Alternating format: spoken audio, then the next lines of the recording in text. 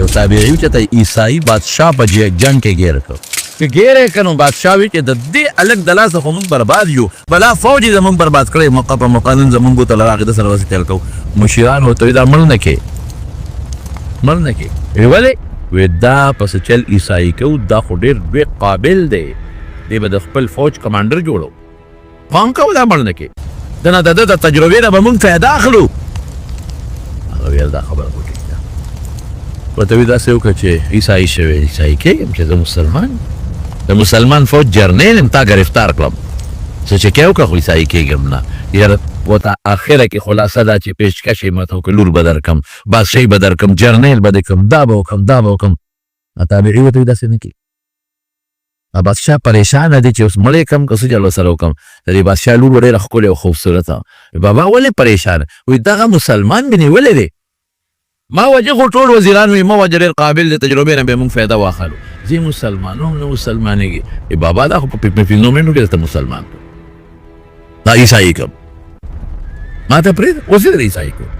بچې تی څنګه عیسائی کې ما له چل دی د خمنېدار یو کمرې ته دننه کړ او دا جینۍ ورله او ځان یې ورته ښه ډولې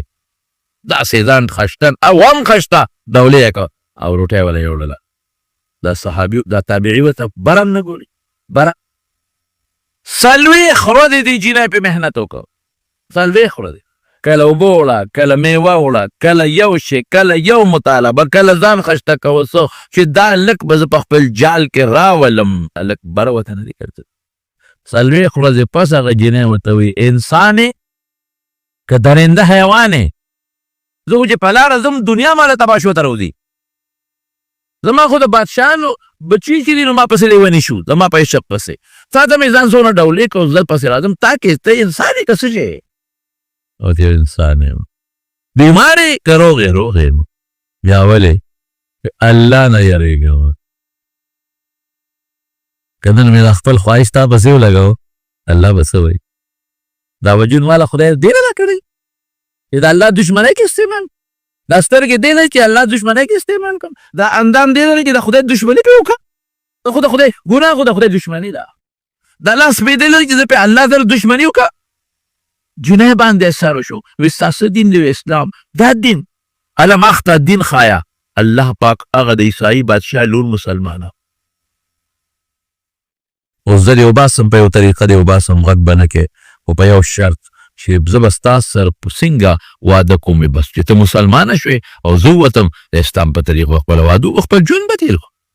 دا خواهش به په نیکۍ بدل کړو دا خپل خواهش به په ګناه کې نه د الله په خوشحالۍ کې استعمال کړو ګوره رسول الله مبارک فرمایي دی خو وایي لا یزني الزاني حین یزني وهو مؤمن کم وخت کې چې زناکار زنا کوي که د سترګو کوي که د ژبې کوي که د اندام کوي دا د اسلام صادر کې نه دی اسلام صادر نه بهر دی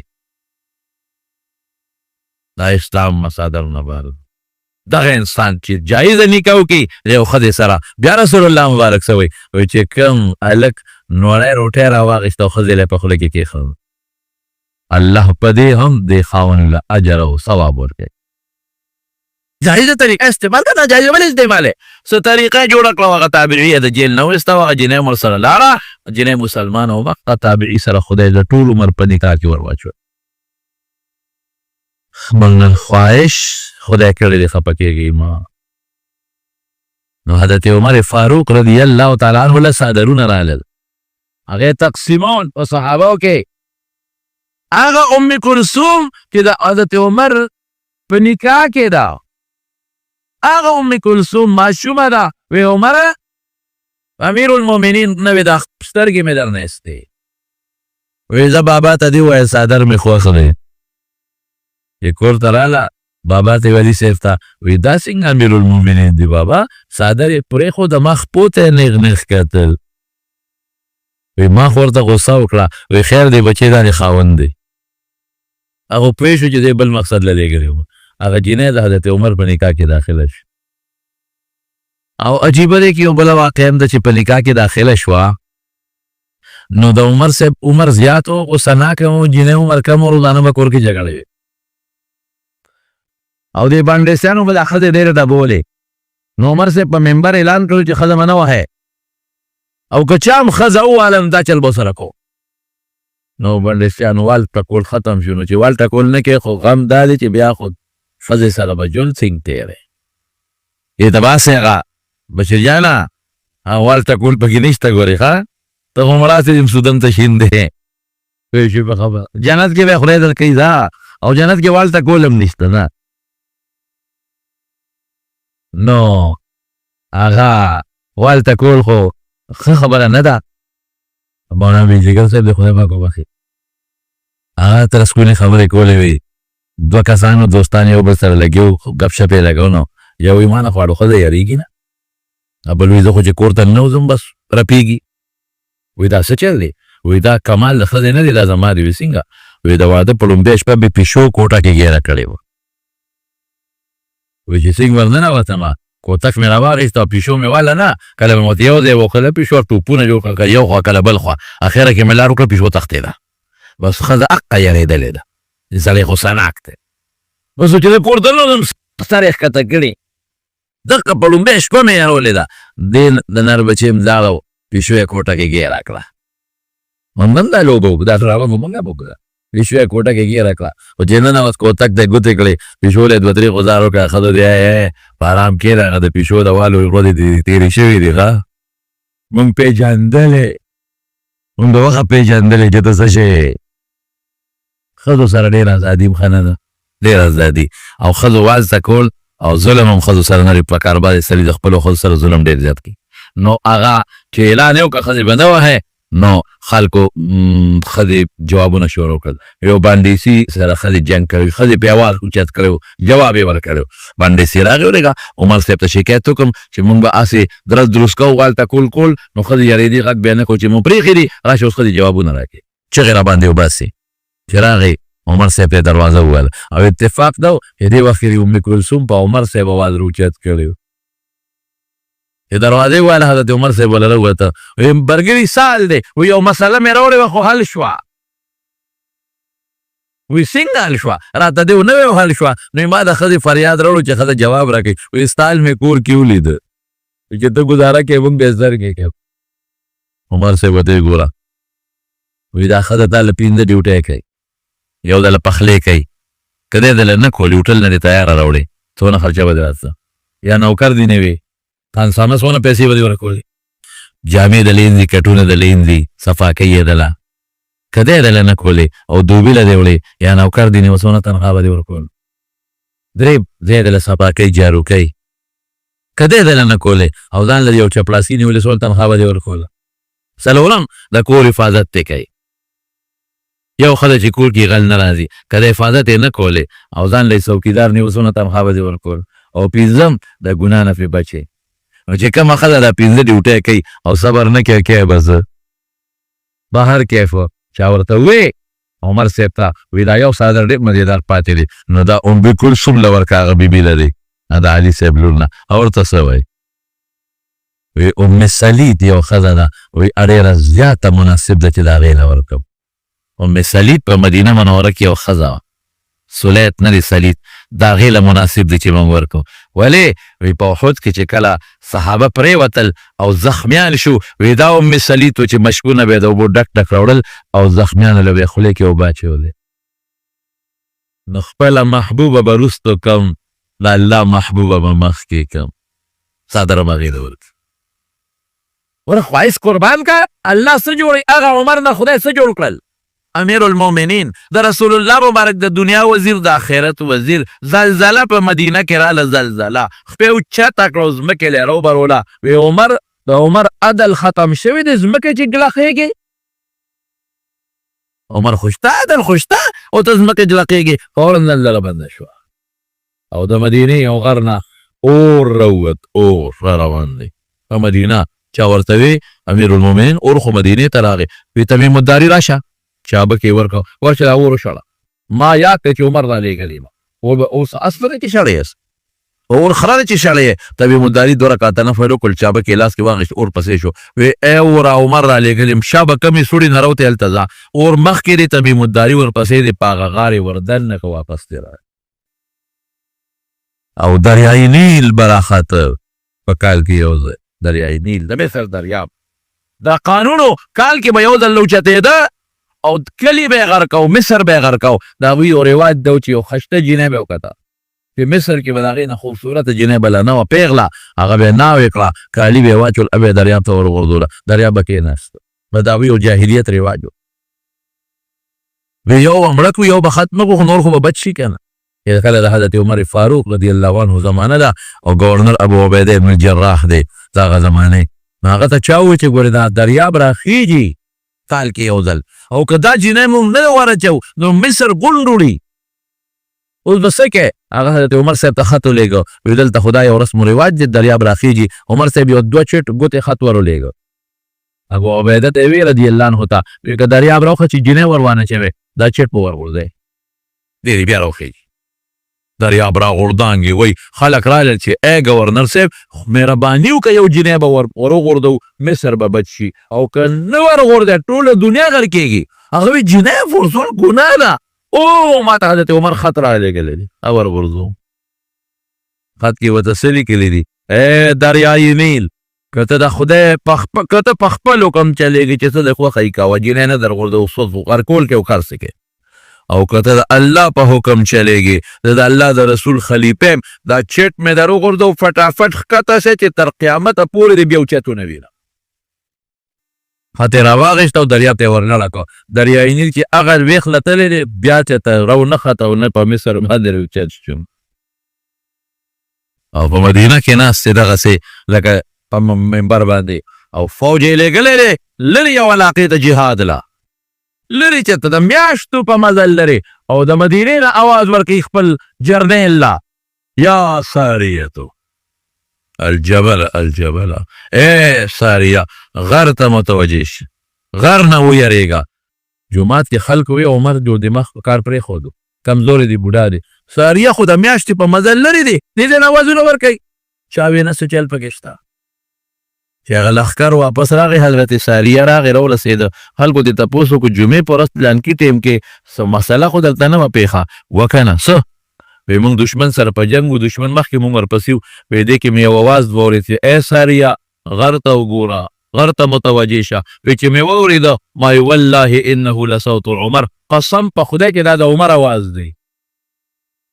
چې مې غر ته وکتل دشمن شاته راپسې نور را روان دی هغې ته متوجه شو شکست مو ورکړه که د عمر اواز نه وی اورېدلی هغه لښکر خو مونږ خیال نه و په غر مونږ به یې برباد کړو ناست په مدینه کې دی د میاشتې په مزل لرې لښکر ویني اواز وررسوي هغه ته رسېږي خواهش به د دین تابع کوو خواهش به د دین نن خواهش مونږ خدای کړی دی خفه کېږئ مه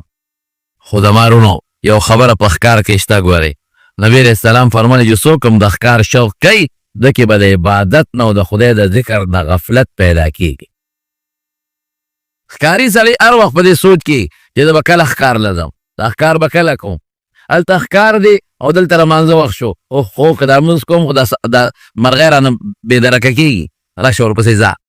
ګرځي ورپسې ډزې مې پرې کوي په جالونه هم ښه دا جال مې غورځولی دی که دا اوس نه راکاږم او دا کبان رانه خرابېږي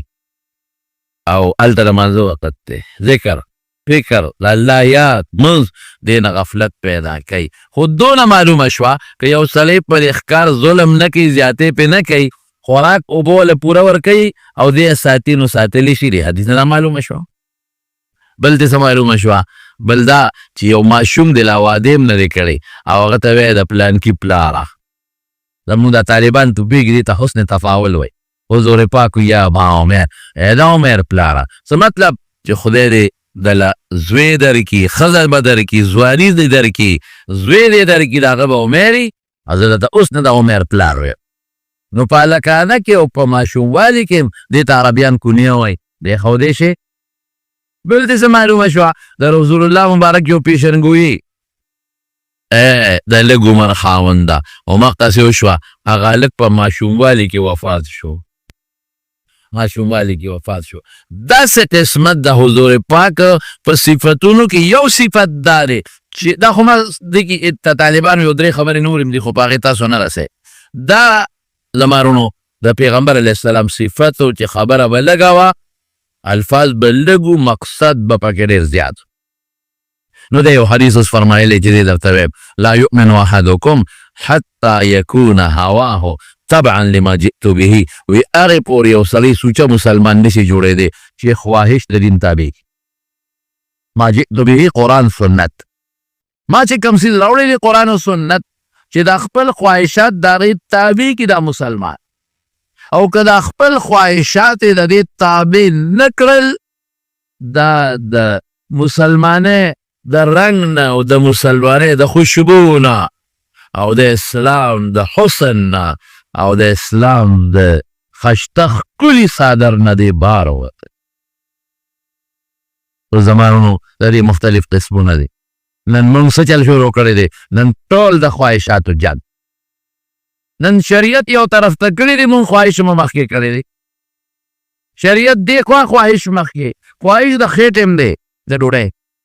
خواهش د مکان هم دی چې ځان له ښه بلډینګ جوړ کړم خواهش د موټر هم دی چې ځان له ښه موټر هغې نه ښه موټر هغې نه ښه والم د ټولو بچو مې دي وي د ټولو زمانو د ټولو رونو د ټولو ډېرونه دي وي دا مې یو خواهش دی دا هم خواهش دی د ښځو خواهش مختلف د خواهشاتو یو فهرست زموږ په دې سترګو کې پروت دی دین مو یو طرف ته کړی دی خواهش بل طرف ته کړی دی دې ته خواهش پرستي وایي نن دنیا په دې لګیا ده نن سهار نه پلار ماشومان پاسوي مونځ ورته نه ښایي ذکر ورته نه ښایي د خوب د پاسېدو کلمه ورته نه ښایي مونځ ورته نه ښایي خدای ورته نه ښایي عقیده ورته نه ښایي اخلاق ورته نه ښایي بس هله شابه بچې سکول ناوخته دی هله ګاډی را روان دی بچې شابه سکول ناوخته دی هله ماشوم پوزه بیګي ګیاړي نه نه شابه هله بچې شابه جامې ورته واچوي پتلون ورته ور واچوي او بیا موټر کې کینې بوځي چې چا وس رسي یا ګاډي کې ورته پیسې ورکوي ترانسپورټ فیس او هغه سکول ته روانې ځي او مازدیګر چې بیا راشي بچې پاړې دې روا بچې سکول کې درته سوخول ټیوشن ولا نیسا دا تپوس د کوي بچې ماسپخین منځ مازدیګر منځ ماښام منځ ماسخوتن منځ الله ته مخکول پکار دي که نه دي الله یې ټول بچې مونږ په دغې لین ورچولې دي چې پیسه وګټه بچې ګورې چې خر د خرک کمي نو څه شی دی غوږ یې د پرېښودو دی دا ورته مونږ مخکې متل خولی دی تر زوی ته دې وګوره که نه څنګه بنګله یې جوړه کړې هغه ماما زوی ته دې وګوره که نه هغه ګاونډي ته دې وګوره که نه څنګه مزېداره بنګله ده څنګه موټر دی اره بچې تکړه شه ګورې خر د خره کمې غوږ یې د پرېښودو تکړه شه هغه په سوچ کې پروت دی چې زه څنګه پیسه پیدا کړم د چا جیب وه غلا وکړم سرکاري نوکرۍ کې کرپشن وکړم رشوت والم دوکاندار یم ګډون وکړم دوکه وکړم ګاک وم خو چې څوک حلال کړم پیسه پیدا کړم خو چې هغه تربور نه یو 2 ګزه اوچته بنګله جوړه کړم د هغه نه غټ اعلی مزېدار موټر والم د هغه ذهن کې د ماشوم دا ذهن سپیني دا دماغ پاکي دا ول موږ دقې نه ډک کړي دي د دقه سوچ کې روان پیسه پیدا کوم په دې سوچونو فکرونو کې پروت دی داز پلان کې مړ شو جنازه لاړه بنګله پاتې شو خواهش پرستي شروع ده سیستم نشته فیسبوک دی د ښځو تصویرونه دي موبایل دی او د جنکو تصویرونه دي موبایل دی او فلمونه دي موبایل دی او الله خفه کول دي الله موبایل دی او د خدای سره مقابله ده موبایل دی او د رب سره مقابله ده موبایل دی په دې سترګو چې مال الله را کړي دي په هغې د الله سره مقابله ده په دا غوږونو چې مال الله را کړي زه الله سره دشمني کوم په موبایل فیسبوک دی او موبایل دی نن خو د ټولو نه لوی شی دا دی افرأیت من اتخذ الهه هوا الله وایي څه وایي وایي د خلکو خواهش خدای کړی دی خواهش یې څه شی جوړ کړی دی خدای جوړ کړی خواهش لاندې کا ګوره چې الله څه کوي لاندې کا خواهش پیغمبر مخکې کا خواهش لاندې کا او ما جئت به قرآن مخکې کا ته ګوره که ته د ډوډۍ نه مړ شوې راشه ما په دې مخ لالوی تو کا که تا عزت خدای در نه که راشه زما په دې مخ لالوی تو کا دا خو مونږ ته ښکاره دي ښکاره مثال به درکړم حضرت عمر فاروق رضی الله تعالی عنه د حضور پاک د غلام بچی حضرت اسامه هغه اسامه چې یو ځل د رسول الله مبارک په پتون ناستو زید ښکلی اسامه د رنګه تور و زید محبوب پیغمبر مبارک چې غلامانو سره کوم سلوک کړی دی که نن موږ خپلو نوکرانو سره خپلو همسایهګانو سره او خپل ما تحت ملازمینو سره او خپلو چپړاسیانو سره دغه سلوک وکړه قسم په خدای دنیا کې به جنتي د غلام بچی د رنګ نم تور دی په دا پتون ورسره ناست دی پوز یې وبهده رسول الله مبارک په هغه لاسونو چې قیمت د عرش نام اوچت دی راځي او د دې اسامه پوزه پې پاک کوي عایشه بیبي ورته الله رسوله ما ته پرېږده چې دا پوزه وله زه پاکه کړم وینا عایشې دا به زه پاکوم احبه فاني احبه د سره مینه کوه زما ډېر خوښ دی په دا پتون به کښېنو دم رئیس وې پوزه ورته پاکوي څوک عقاید و جهاد د سره مینه کوه زما ډېر خوښ دی نو حضرت عمر فاروق رضی الله عنه چې امیر المؤمنین شو بادشاه شو نو تنخواه به مجاهدینو له ورکوله فوجي جرنیلان او فوجي مجاهدین هغوی له به تنخواه ورکوله نو زوی دی عبدالله ابن عمر هغه ورته بابا ما له تنخواه کمه راکړې اسامه له ډېره ورکړې ولې دې مانه کوم جهاد ته مخکې تللی دی دې مانه کوم میدان ته مخکې تللی دی ما کوم میدان رستو کړی دی او دې مخکې شوی دی د مانه کوم میدان کتلی دی خو چې کم دی د دې دې ته ځم کوم میدان دی چې زه رستو یم دې مخکې دی د نه ولې تنخواه زیاته ورکړې ما له کمه راکړې عمر ورته وایي عبدالله ابن عمر ته زما زوی زما محبوبې زما ښکلا یې دا د رسول الله مبارک ښکلا ده د رسول الله مبارک محبوب او د رسول الله مبارک ښکلا به زما په ښکلا مخکې وي که نه وبکې داسې دې خواهش پرستی زمانه کې وکړې داسې نه نه په خپله چرګ وخوري په خپله خوراک وخوري او چې کوم یې نوکر دی چپړاسي د تشه خوراړو مخکې کتاب خوره ډکې او دغه عبدالله دغه عمر فاروق دی څادرونه وله رالل څادرونه نو تقسیمولې په مدینه کې نو چا ورته وی ستا بیبي ده د رسول الله مبارک نه سوی ده ام کلثوم بنت علي د علي لور د هغې له ورکه دا حضرت عمر په دې اخري زمانه کې حضرت علي ته وایي وی علي وی ستا لور د ام کلثوم ما ته به را په نکاح نه کې عمر مې زیات دی دا کشره ده خو یو ارمان مې دې پاره کې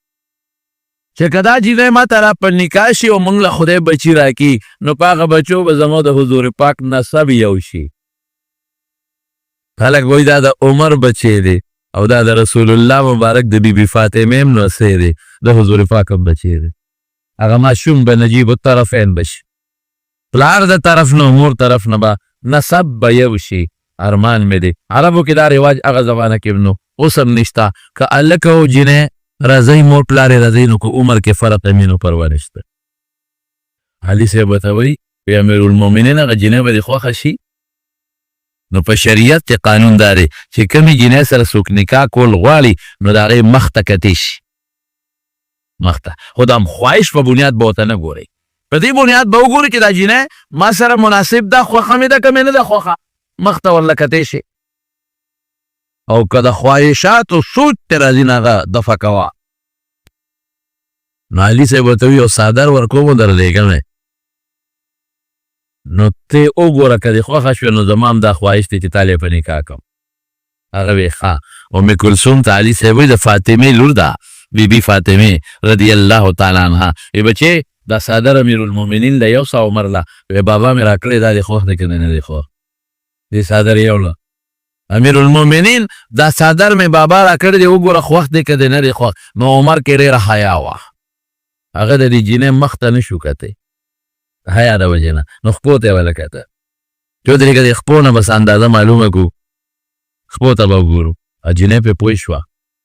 ورته وی امیر المؤمنین وی زما څادر دې پرېښو څادر مې درته راوړی دی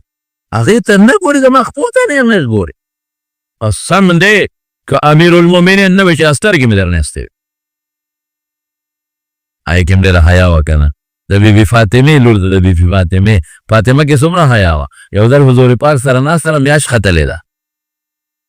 رسول الله مبارک ورته فاطمې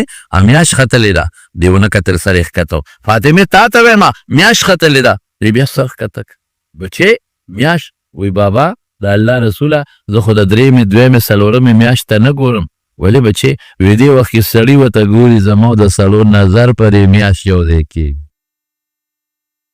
راشه د څوارلسمې سره مسلمانانو ته، راشه د ټقارو کېړو ته،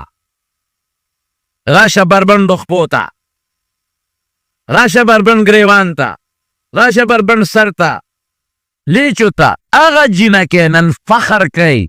نن په بورقا زمونږ لوړه خویندې شرمېږي،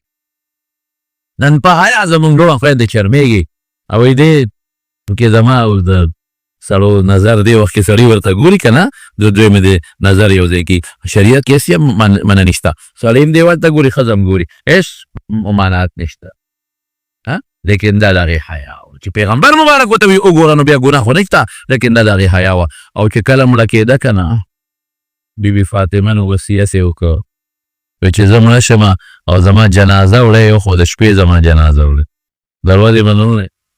او بل زما د جنازې د پاسه دا ډولۍ اوس خلک اچوي که نه د زنانه، دا مخکې را د حبشو کې دا رواج دلته نو،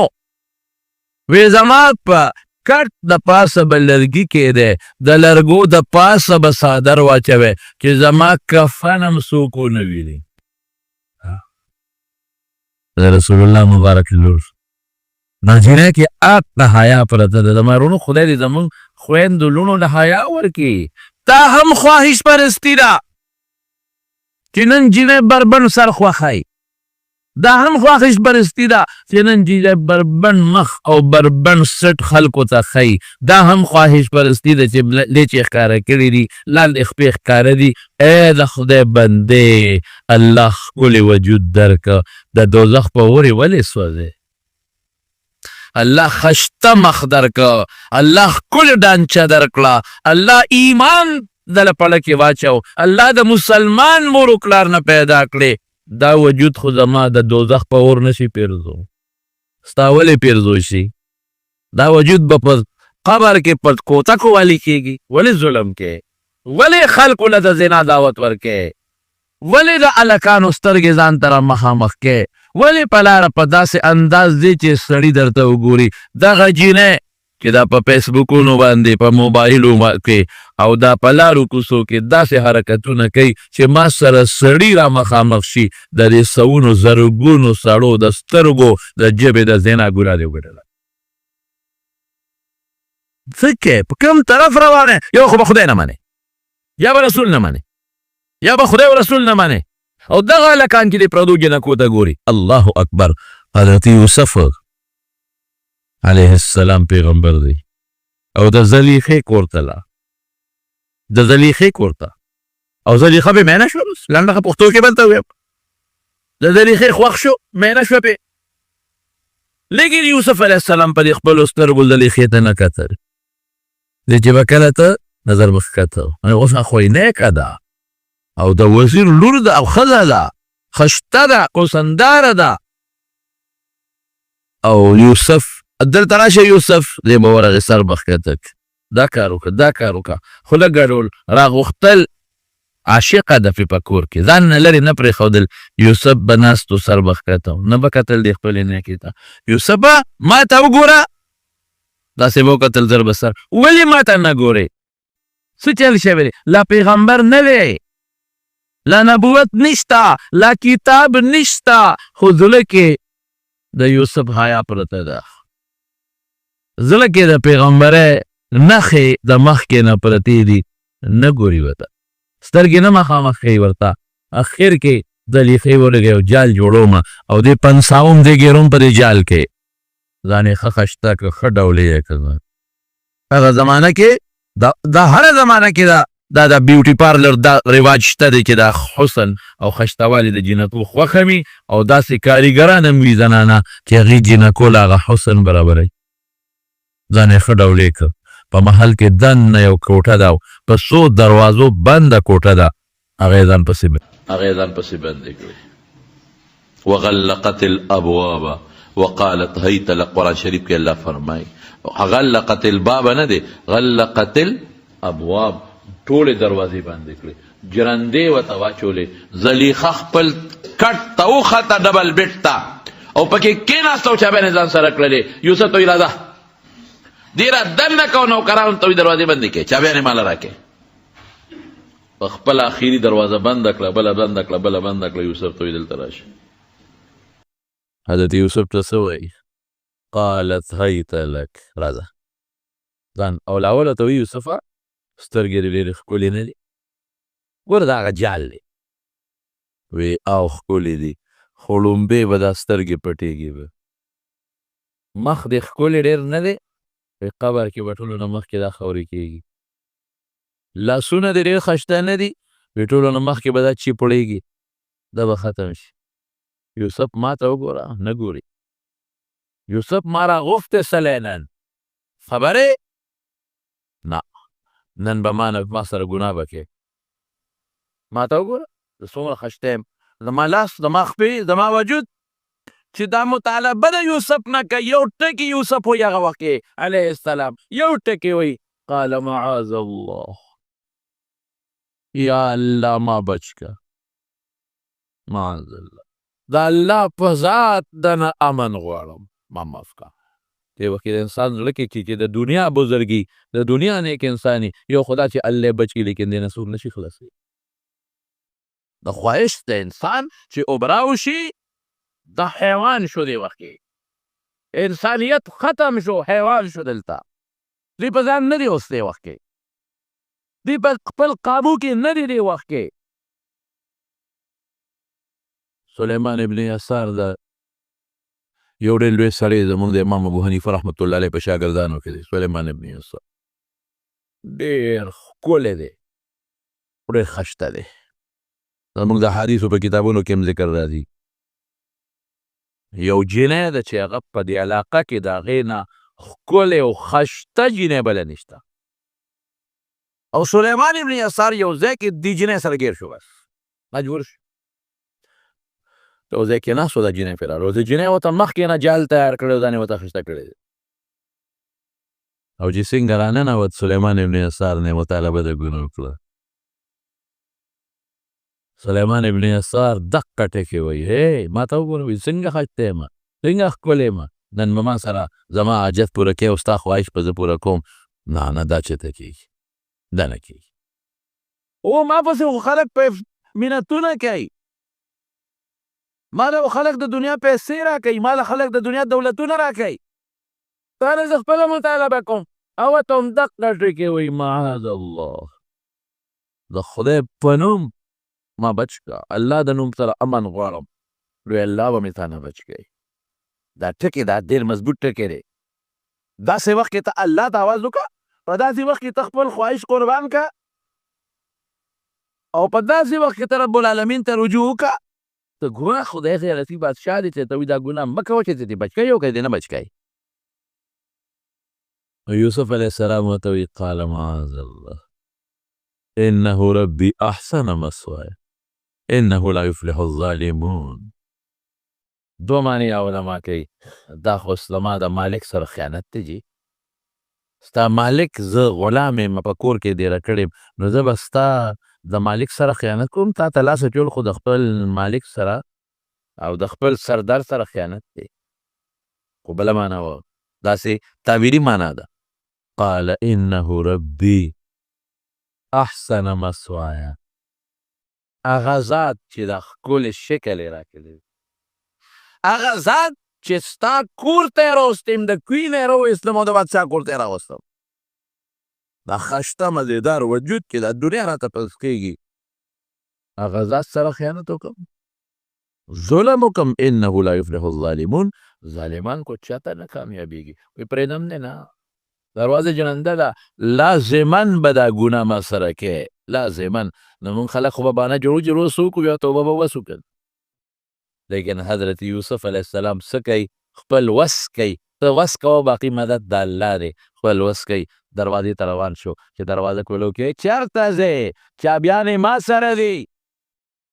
تللی نه شې. و چې یوسف علیه السلام قدم واخیست، رب العالمین جرنده کوله وکړه، دروازه کوله شوه. او سړي خو رانه لاړ، داسې چلو شو، ورغرې وال، ده ته بله دروازه کوله شوه، بله پروتوکول ورته میلو شو. لکه یو بادشاه وزیر یو علاقې ته ځي که نه، نو دا نوکران ورته دروازې کولاوي. چې بادشاه ته دا تکلیف نه چې دروازه کولاو دروازه ورته مخکې یو افسر خپل دفتر ته ځي هغه چپړاسي راشي هغه دروازه ورته کولاو کي رب العالمین په یو لوی پروتوکول کې وویسته یو دروازه کولاو بله بله بله بله بله او دې غرواله کې داسې چلو شو د کلک د لمن نه ونیوه یوسف علیه السلام په هغې کې زور ولګوله منه شلېده او چې یوسف علیه السلام بار و زلیخه هم ورپسې بار ووتله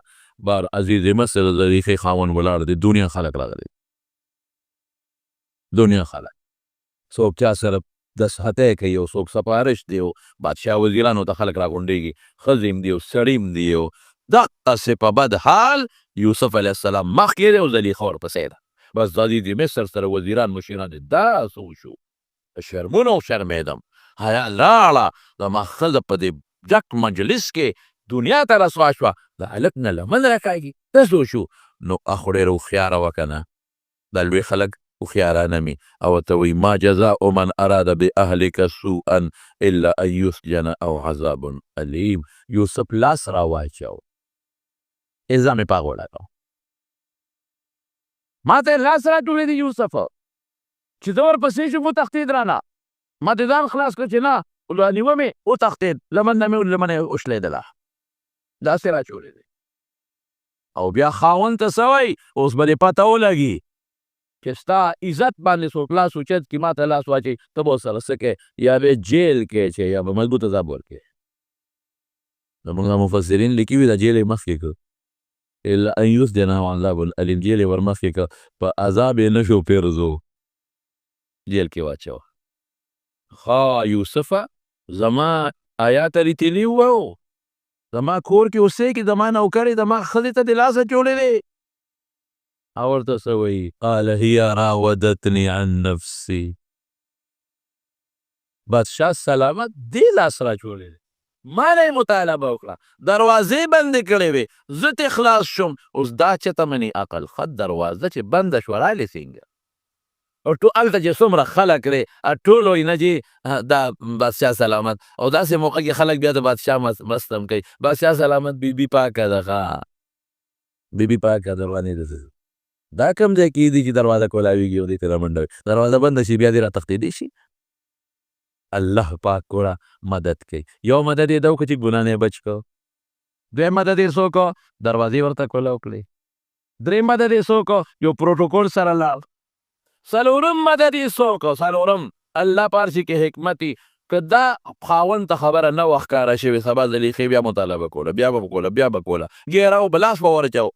ګناه کې به مبتلا کېده اوس بل مدد څه کوي یو ښځه د هغې سره یو ماشوم بچی دی او د مور پی خوري یوسف وایي دې لاس راواچو ده لاس راواچو هغه ماشوم د مور سینه پرېښودله وشهد شاهد من اهلها ان كان قمیصه قد من قبل فصدقت ان كان قميصه قد من قبل فصدقت وهو من الكاذبين وان كان قميصه قد من دبر فكذبت وهو من الصادقين ان كان قميصه قد من قبل فصدقت وهو من الكاذبين کمیس ته یوسف وګورئ چې مخکې نه شلېدلی دی که وروستو که کمیس مخکې شلېدلي نو دا زلیخه رښتونې ده یوسف دروغجن دی د لاس ورچو هغې ته ځان خلاصو کمیس یې د مخکې نه شلېده او ان كان قميصه قد من دبر فكذبت وهو من الصادقين او که کمیس د شا نه شلېدلي نو دې ته تښتېده او دې رانیوه نو دا دروغجنه د هغه رښتونی دی نو که دا خبره بل چا کړې وي نو خلکو به رد کړې وه خو ماشوم وکړه او د پلو ماشوم خبره وکړله نو ماشوم خو چې خبرې کوي الله طاقت ورکوي د گویا یې خلکو منله وګورئ د کمیس ته یوسف وګورئ چې فلما رأى قمیصه قد من دبر قال انه من کیدکن ان کیدکن عظیم چې کمیس یې وکت لاندې شاته نه شلېدلې الله مدد وکړه که نه کوای اوس عزیز مصر پوه شو زلیخه زیړه شوه رنګ یې زیړ شو او عزیز مصر پوه شو نو ورته څه وایي عزیز مصر زلیخې ته هغه ورته وایي انه من کیدکن یوسف اعرض عن هذا یوسف بس په دې خبره کار نه کېده دا خبره چاته ونه کړي چې زلیخې لاس را چولې دی دا خبره دلته ختمه کا واستغفري لذنبك انك كنت من الخاطئين. زلیخې د خدای نه بخښنه وغواړه، غلطي ستا ده. نو زه وایم چې رئیس مصر ډېر بې غیرته و، دله و دله، بې غیرته و. دغه وخت کې بخښنه وغواړه، ښه مضبوط د کټ بازو د زلیخې د اوږې ښځې ته وایي بخښنه وغواړه، خدای نه بخښنه وغواړه، راګېره که واښه مضبوطه لږه وکړه، د پښتو معامله خو څه وکړه. ولیدې دا ماشوم ګویم وکړه واستغفري لذنبک، بخښنه وغواړه د خدای نه، انک کنت من الخاطئین. دا ښځه کمزورې سړی هم بې خوند دی، کمزورې شی بېکار و، شی کمزورې بېکار بېکار. الله دې مسلمان وساتي، د داسې بې حیا نه رب العالمین مسلمان وساتي. انک کنت من الخاطئین ونه ستا ده. ماشوم په ذریعه الله صفا خو خیر ځلې بیا د څه چل وکړو، بیا جیل ته یې ولېږه. خبره خوره شوه بس جیل ته یې ولېږه. فلبث فی السجن بضع سنین، جیل کې پات. او الله بیا خو قصه وګدره، ټوله قصه درته نه کوم، خو الله تعالی جیل لېږلو کې حکمت ته و چې الله بیا بادشاهي وله ورکړه، الله بادشاه کړه. خبره مې دې پورې کوله، خواهش به قربانۍ الله به مدد کوي، خواهش به قربان کې الله به مدد کوي. په دې هندوستان کې یو سړی تېر شوی، هغه ته به خلکو مشکي بابا وي، د هغه د وجود نه به داسې خوشبو تله لکه د مشکو. که یې تپوس وکړو وي دا تا ته ولې دا خو مشکي بابا وایي، تا نه خو دا ته خوشبویي کوم ځای نه پیدا کړې، ته نه خو داسې خوشبو دی چې بادشاه نه زیاته خوشبو درنه روانه ده. وي دا ریشي پیتې مې خرڅولې، دا لارو کې د پرتو غاښونه و، دا ریشي پیتې چې وې دا مې خرڅولې. یو ښځه ولاړه وه او هغې سره نوکره وه، نو نوکره راله وایي چې دې دروازې ته را دننه شه، زما نیکه درنه سودا کوي. نو اکثر دوی په غریبانان دروازې ته دننه شي، بعضې زنانه کور کې دارېدنې چې ور دننه شومه دروازې ته، بس هغه ښځې فورا دروازه جلنده کړه. او وي زه ډېر زیات خشته وم، چې هلک وم ډېر زیات خشته وم، ډېر ښکلی وم، چې دروازې جلنده کړه. وایي ما ته وایي چې ما سره به دا ګناه کوې. وایي ما ورته وایي چې زه ګناه کوم؟ ولې څه چل دی؟ ګناه ولې وکړم؟ الله ولې خفه کړم، رب خفه کړم؟ وایي پرېږدم دې چېرته، ګناه به خامخا کوې، او که ګناه نه کوې جنګ درسره کوم، پته چاړه دې مو او چغې وام چې ما پسې لاس را واچو، شرموم دی. مشکي بابا وایي چې ځواني مې وه، اوس خدای پاک، اوس ګوره د خواهش قربانول دې ته وایي. ما وایي چې ښه نو ما اودسمات یې راغلی، ټیک ده چې به نه پرېږدې دا ګناه را باندې کوې، وکړه خو اودسمات یې ډېر راغلی دی. نو وایي حافظ د خیر دی، اودسمات کا لامبې هم لامبه، او نن پرېښودل نشته، دا ګناه به راسره کوې، په دې لاره تېرېږي، زه دې وینم زما خوښ یې. وایي چې غسلخانې ته ننوتمه، لوی اودسمات یې مې وکړ، لوی اودسمات یې مې راواخېست، په د لاسونو په دا مخ مې ومږه. دې ته خواهش قربانول وایي.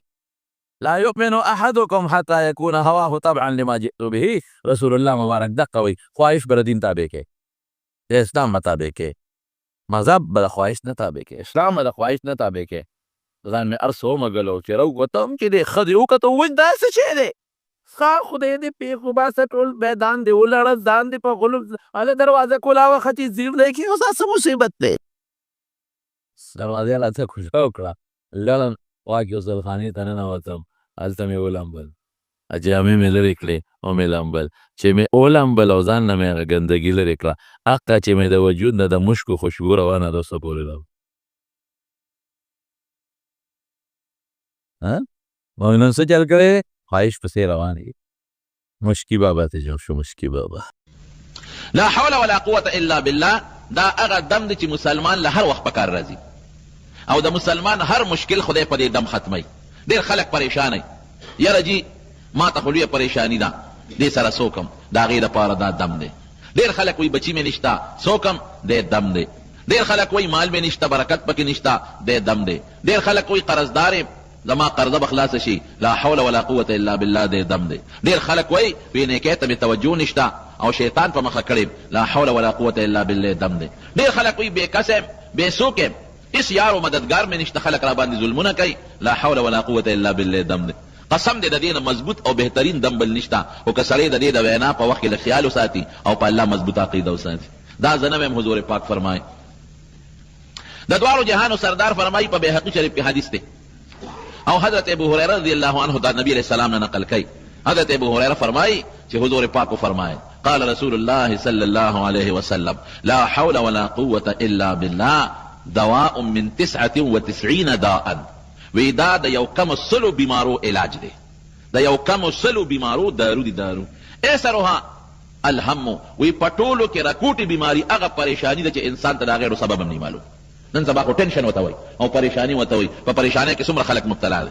څوک د مال په پریشانی کې مبتلا دي، څوک د رشتو په پریشانی کې مبتلا دي چې زما د بچي او زما د زامنو لونو د خېځه کې رشتي وشي. دا ډېره خبره ده. څوک د حج او د عمرې په طلب کې پریشان دي، څوک د خپل رشتې په طلب کې پریشان دي، څوک د بیماری په طلب په شفا کې پریشان دي، چاته کور کې جګړې دي پاغې کې پریشان دي، څوک یا وزر دي پریشان دي، چاته د مقدمو پریشانی ده. دا د دې دا وی رکوټي مرض دی. دا دوه کم سل غټ مرضونه دي. دا پریشانی ورکوټي مرض دی چې لا حول ولا قوة الا بالله. دا غي د پاره علاج دی. او معنی څه ده؟ معنا باندې ځان پوي کې. معنی خپل حضور پاک خو دلیدا. یو صحابي د عبد الله ابن مسعود رضی الله عنه یو کتاب د حدیث مسند د بازار وته وي، هغه کې دا حدیث نقل شوی دی. عبد الله ابن مسعود رضی الله عنه د نبی علیہ السلام نه تاسو کو، بلکې حضور پاک وته فرمایي وی اتدري تفسیرها وی لا حول ولا قوة الا بالله په معنا پويږي. عبد الله ابن مسعود ورته وی الله ورسوله اعلم. الله ورسول ته پته ده، ما ته معنا نه معلومه. نو حضور پاک وته دې معنا په خپل بیان وی لا حول عن المعصيه الا بعصمه الله. دا هر ګنا نه بچ کېدل به د الله تعالی په توفیق نه کېږي. ګنا نه، پریشانۍ نه، تکلیف نه، درد نه، او هر قسمه ټینشنونو نه به د پروردگار د ذات نه بل څه بچ کول شته نه. دی یو معنا شو. ولا قوة على الطاعة، لا قوة على العبادة، لا قوة على عمل، لا قوة على الطاعة الا بعون الله. او چې هر کار کې تابعداري د خدای کې یا د دنیا یو کاروبار مثلا کې، نو په دې طاقت درکې څوک بدر کوي؟ الله. دی معنا شو. دا لا حول ولا قوة الا بالله معنا شو. او دا حقیقت دی. قسم دې داسې ځای کې بغیر چې اس په دې څوک نشي خلاصولې، څوک به خلاصي؟ یا الله. حضرت ابراهيم عليه السلام ته ګوره اور ته ورځي. نمرود وته اور بل کړی دی. نمرود دومره اور بل کړی دی چې په هوا کې مارغه په پاسه نشي الوته. دا سي اور دی. نږدې ولا څوک نشي راتلې. په دې چل نه پويږي چې د ابراهيم عليه السلام په کې څنګه وغورځو.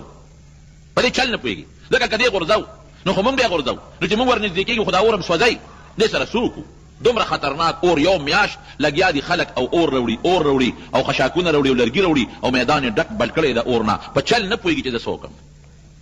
په دې طریقو چل نه وردي. او فرشتي پریشان دي. فرشتي الله ته درخواست کوي پروردگارا مونږ سوکو، مونږ ته حکم وکړه پروردگارا ستا هغه بنده چې نن په ټوله ځمکه کې دقه یو تا مني بل څوک نشته. نو ټول مشرکان دي، شرک کوي. دقه یو بنده چې هغه تا مني او هغه نن اور ته غورځول کېږي او دونه خطرناک اور. الله مدد وکړه. فرشتې الله ته درخواست کوي. الله فرشتو ته ورشه تاسو مدد وکړي. یاره که د نغواړي مدد الله. یو فرشته راله د باران وی ما الله نه اجازت غوښتې دی. ابراهیم علیه السلام ته وی الله نه مې اجازت غوښتې دی او که ته اجازت راکړې خو ستا اجازت یې شرط کړی دی. که ستا خوښی نو اوس به یو ساعت سره ورېځ راولم او باران به دومره وکړم چې دا ټول اور به پې مړ کم ختم بشي. که ستا خوښی. وی نه زه خو دا نه ویم.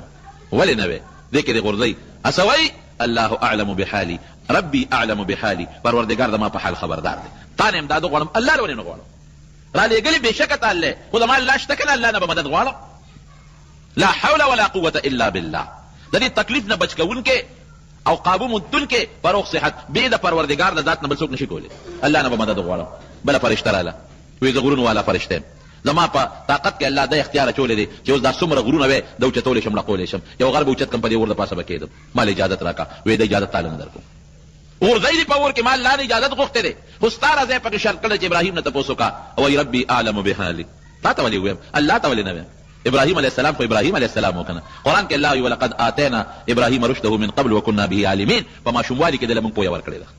بعض انسان ماشوم الله ولا پوهه ورکړي، عقل ولا ورکړي، سوچ ولا ورکړي، پوهه ولا ورکړي. بعضې بوډا سپینګري شي عقل پکې نه، پوهه پکې نه. بله فرشته راله وی زه د باد او د هوا او د زول او د طوفان والا فرشته یم. ما له الله د اختیار را کړی دی. څومره طوفان چې راولي دا زه راولم، څومره باد چې راولي دا بادونه زه راولم، طوفان زه راولم، سیلی زما په وس کې ده دا زه راولم. ما ته حکم وکړه الله نه مې اجازت غوښتې ده خو د ابراهیم نه تپوس وکړه. اوس به داسې طوفان او هوا راولم چې دا اور به اوچت کړم او د نمرودیانو په دا کورونو کې به یې ورخور کړم. دا چل ماله راځي. ټول د نمرود قلا، د نمرود قوم، د نمرود بنګلې، د قوم خلک دا به دله ټول نیست و نابود کړم. دا به دله ټول وسوځم. ګوره څومره مضبوط طاقتونه دي ورسره که دا مونږ ته میلو شي د دشمن په مقابله کې. مونږ وایو خو شابه دله اوس راغلې چې بېګا راغلې وې خبرې کړې دا غر والا فرشته ته اوس راغلې که پرون راغلې وې چې دا غر دې اوچت کړی و د دشمن په دا سر دی ښودی. دا ته خو لږ لیټ شو که نه پرون پکار وه مونږ به فورا دا جمله استعمال کړې وه حضرت ابراهیم علیه السلام مکه ټکې وایي ربي اعلم بحالي زما رب زما په حال خبردار دا هغه عقیده په دې جوړه وه چې لا حول ولا قوة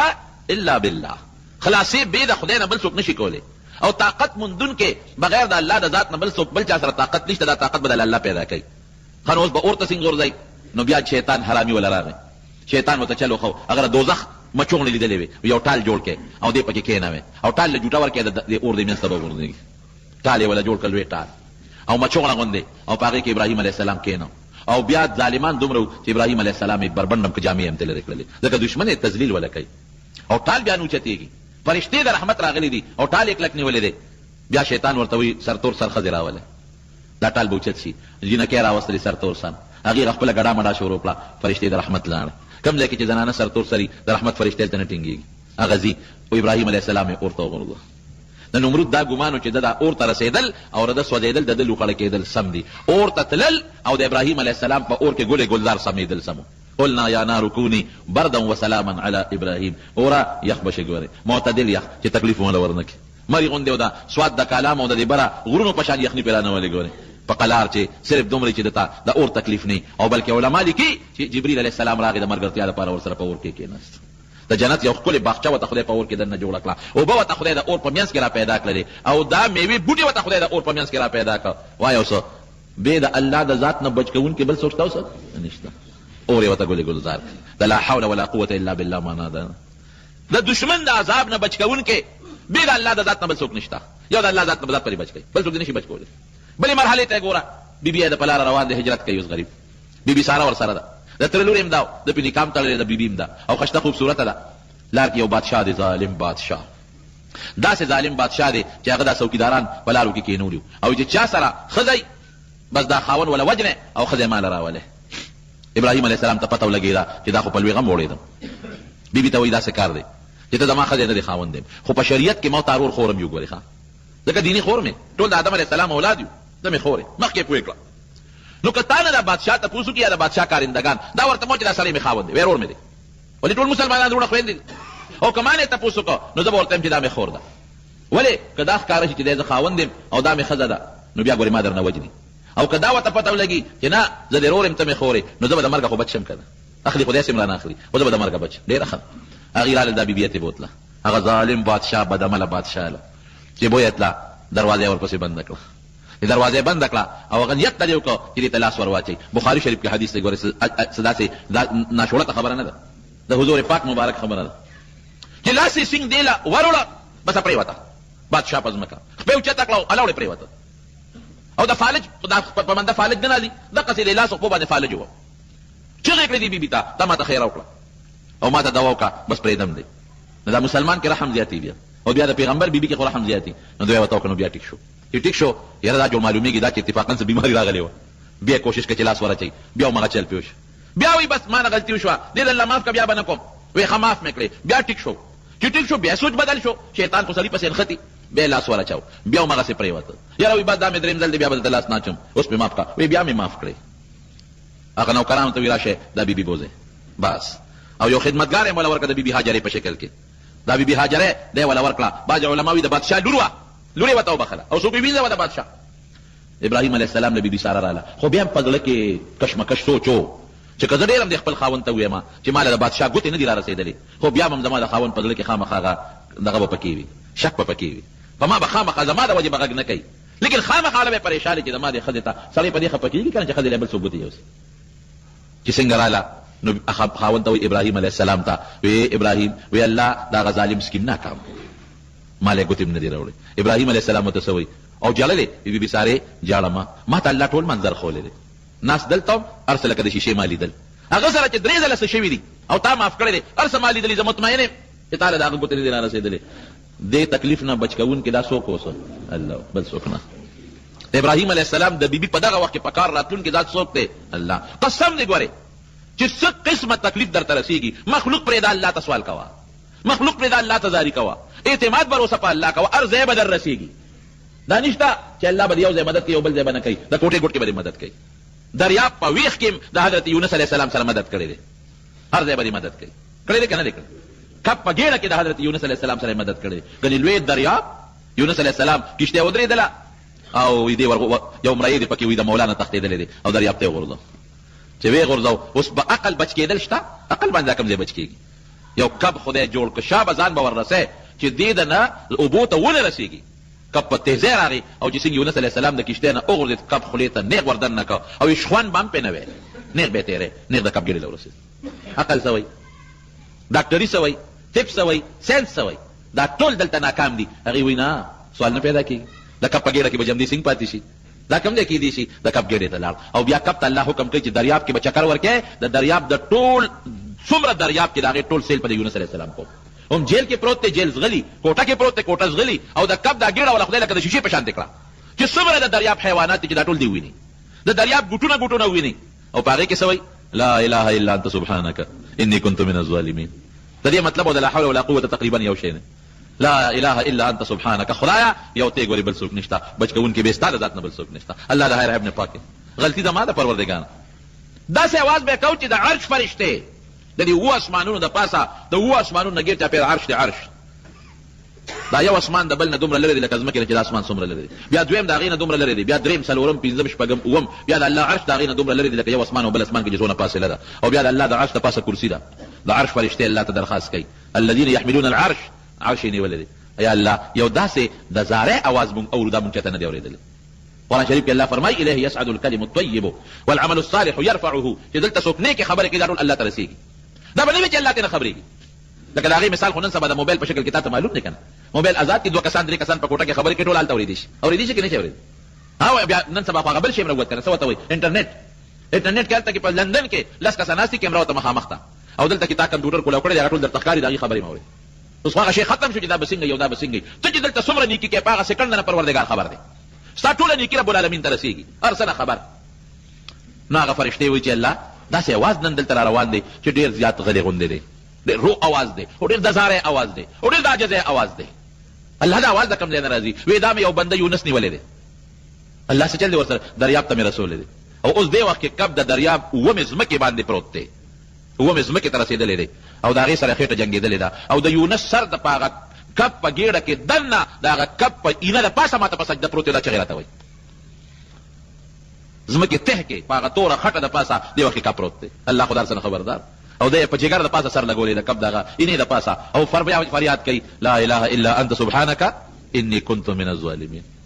یا الله ته خلاص کا پروردګار ته خو بچ کا دا دین مسلام وره غوري د نیکانو خلکو مرسته فرشتې کوي دلته کې چې کم نیک سړی وي په هغه تکلیف تېرېږي فرشتې الله ته درخواست کوي خدای ته ورسره رحم وکړه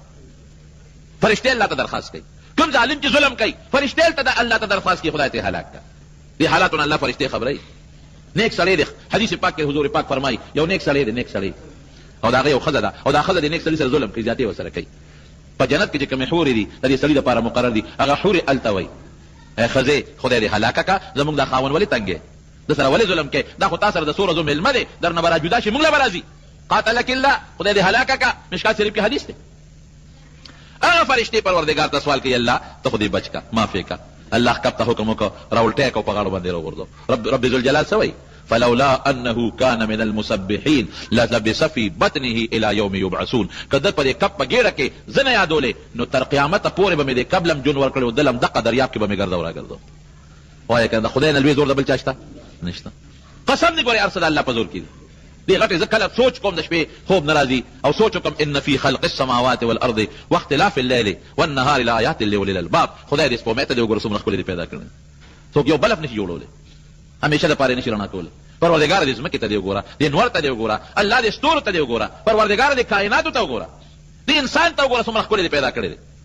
دې شکل ته انسان وګوره الله د شکلونو کمی هم در سره نشته یو مور نه دوه بچي پیدا کړي د یو شکل یو شانتي او د بل شانتي د یو رنګ یو شانتي او د بل شانتي بټۍ کې په یو قالب چې خښتې جوړېږي یو شان جوړېږي فرق پکې نه یو قالب نه دی خدایه څلور پنځه شپږ لس بچي راویستل او د ټولو شکلونه د یو بل نه جدا رنګونه د یو بل نه جدا خویونه د یو بل نه جدا قدونه د یو بل نه جدا یو مخکې مري بل وروسته مري یو نیک یو بد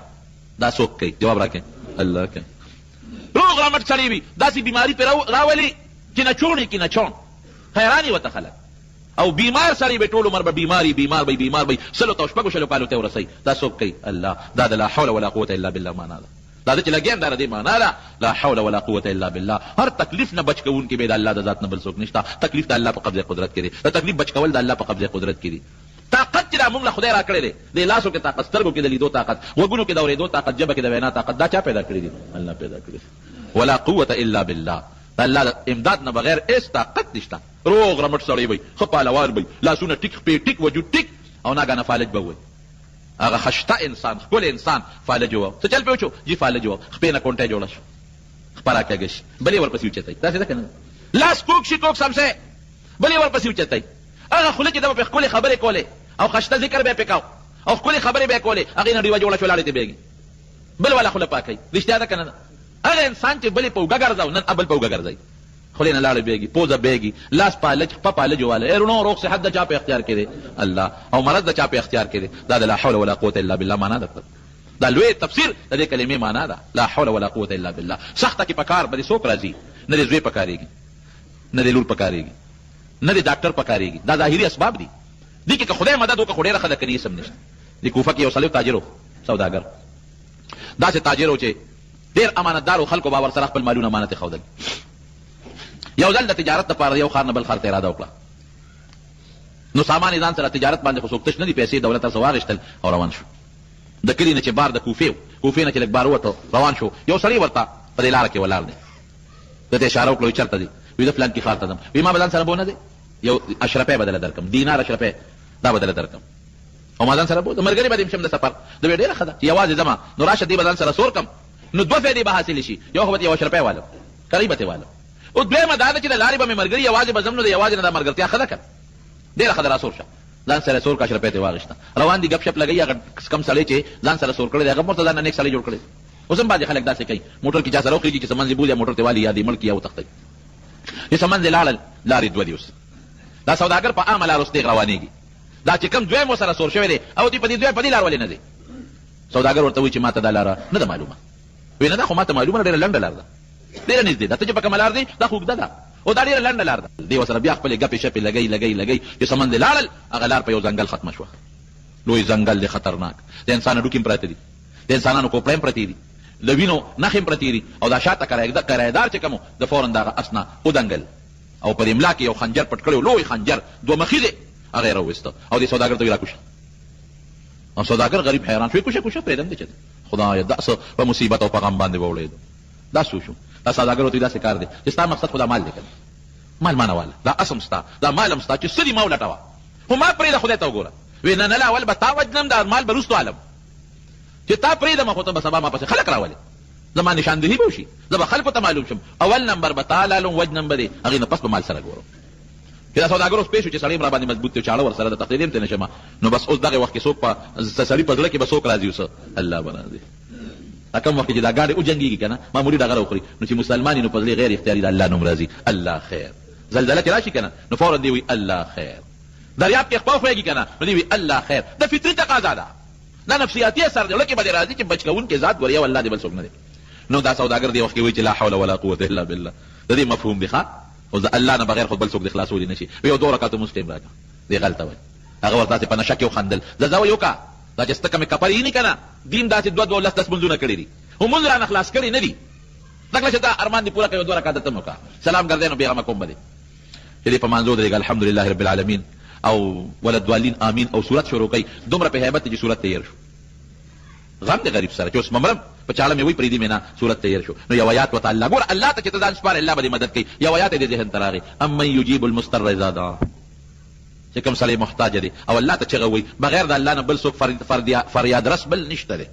دا د آیات معنا ده. بس دا آیت یې ووې او دې کې دې په مانځه ولاړ دی، دې کې یو شاه سوار غیبي راښکاره شو، په اس باندې سور دی، نیزه ورسره ده، د اوسپنې ټوپۍ په سر ده، او چې څنګه را په اس را روان دی، اوس دا ډنکپ خو پې شو چې دا سړی خو راغی نیزې والا، نو هغه ته هم ور مخامخ شو چې زه ځان ته خلاص کړم څوک هم. هغه نیزه باز راغی او دې په نیزه ښه یو مضبوطه وه، او چې ویې واو نو اور بل شو او دا سړی پې وسوځېد. دی وایي چې ما خو سلام وګرځاو، چې سلام مې څنګه وګرځاو، نو هغه شاه سوار ته ور متوجه شوم. څوک یې ته؟ شاه سوار ته متوجه شوم. ته څوک یې؟ زه خو د لوی غمه خلاص کړم، ډاکو دې مړ کړه، اوم سوځېد. ته څوک یې؟ وایي زه د دې امن یجیب المضطر اذا دعاه غلام یم، د دې آیت غلام یم. تا چې کله په مانځو درېدې او الله ته دې فریاد وکړه، وایي اسمانونه وجړقېدل، الله وی چې یو فرشته پکار ده، زه ودرېدم، الله وایا یو بنده فلان کیږي کې ګیر دې مدد شبه ځان رسوه، الله راولېږلم. سخته کې به بیا څوک پکارېږي؟ الله به دې پکارېږي په سخته کې. بې د پروردګار نه بل څوک دی قسم دې که بچ کړي، یو الله به دې بچ کوي، او که راته غواړې هم به الله درکوي. زه کله کله په دې اخباراتو کې د دې بعضې نجومیانو اشتهار غوندې لګېدلي چې ما نجومیانو لیکلي چې را دې شي موږ زوی ورکوو، او لیکلي ګارنټي کې سره، ګارنټۍ سره زوی ورکوم ګارنټي کې سره، او بانډ له راخېجوم ګارنټۍ سره راخېجوم. یم دا خلک ډېر سادهګان دي. ګارنټۍ سره چې ته خلکو له زوی ورکوې ځان ولې نه جوړې، او ګارنټۍ سره چې بل له بانډ راخېجه خو ځان له راخېجه وکړه، او ګارنټۍ سره کامیابي ورکوم. نو په کامیابي ستا په لاس کې ده، د ګارنټۍ بچیه دا د خدای په لاس کې ده. دا زمونږ قمقل خلک دي، بس خلک هم ورپسې روان شي. زه یو ځل پېښور کې روان وم، یو سړی دا مرغو والا ني، دا اوس ختم شوي، پخوا به دا ډېر ناست دي بالي سره مرغو والا ناست دی، اوس ورسره لفافې پرتې دي. زه روان وم چې دا مریض تپوس ته، او بې اختیاره زما دې پنسۍ ته یې ګوتې کړې، ما ایله کار یې به پرېوتم خو خدای ته بچ کړم. غصه م راله، خدای پنسۍ ته راله چا لاس راواچو چې مې کتل اوس دی دی. مې ولې کاکا وې دلته چې راشي چې قسمت ته لټیک کړم، یا خدایه پاکه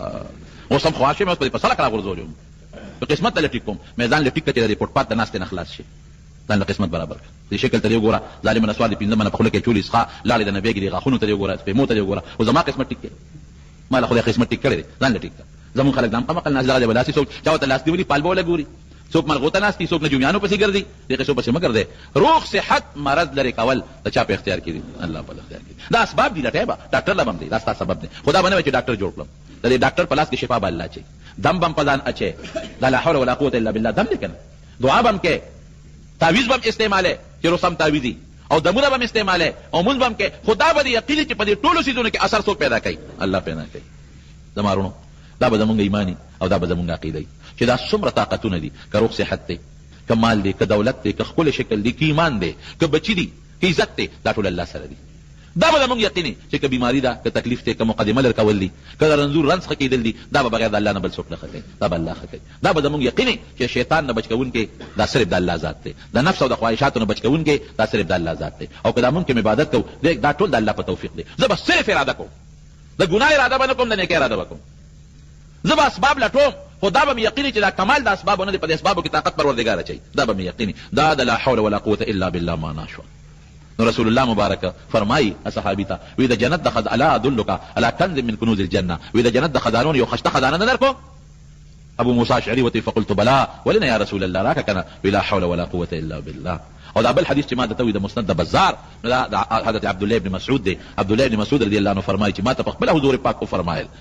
چې لا حول ولا قوة الا بالله چې دی دا دواء من 99 داء، د یو کم سلو مرضونو علاج دی. ایسرها الهم، او په دې یو کم سلو مرضونو کې راکوټي بیماری هم دی. هم څه ته وایي؟ مې راته وختي معنا وکړه. هم ټینشن چې ورته موږ وایو، پریشاني چې ورته وایو، غم ورته موږ وایو، هغه تکلیف چې د غیرو سبب نه معلوم. درونو دا بهترین دم دی ما درته وښوه، لا حول ولا قوة الا بالله. چې چاته څه قسمه پریشاني ده، تکلیف دی، غم دی، مصیبت دی، مقدمه ده، جنجال دی، لا حول ولا قوة الا بالله دی وایي. او چې چاته څه قسمه ضرورت دی یو څیزه، نو لا حول ولا قوة الا بالله دی وایي. دا د یو کم سلو هغه خطرناکو مرضونو علاج. زما خبره نه د رسول الله مبارک خبره ده، یو جامع شی موږ ته د دواړو جهانو سردار ښیي، او د جنت د تلو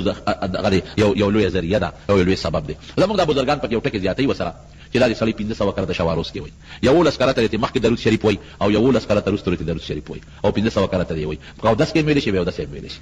خدای چې سړی دی په 10 کې وایي، په یو ټیم ویل شي، په دوه ټیمو کې ویل شي، او په درې ټیمو ویل شي. او العلی العظیم دا د الله صفت ده، لا حول ولا قوة الا بالله العلی العظیم. دا صفت کو سره ډیره فائدہ بدر کی، او کدا وسره نه نو په حدیث کې الا بالله پورې راغلی دی، او په بل حدیث کې علی العظیم شته، دي کې نشته بلکې شته. نو که العلی العظیم سره سو کوئی لا خدا کنه وای، نو څه نقصان پکې نشته. زنانه ویل شي، نارینه ویل شي، او دا ځان له وظیفه وګرځوي. ان شاء الله عمل په کې ها زنانه تم دا ورسوي، په خپل په عمل کوي. دا یو قلا ده، قلا